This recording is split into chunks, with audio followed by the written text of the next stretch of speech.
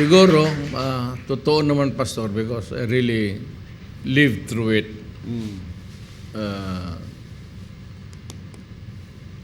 Ginawa ko talaga yung kaya ko lang gawin.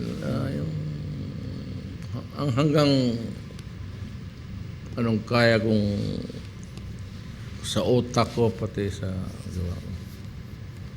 But I was really very strict sa... Basta nag-warning ako noon.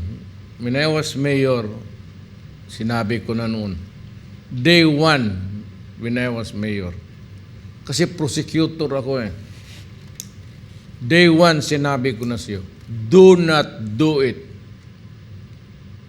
Nung na-presidente ako, sinabi ko sa kanya, do not do it. Ngayon, nag-it-it ka, naipit ka. Wala na tayo magawa dyan. Tapos na eh.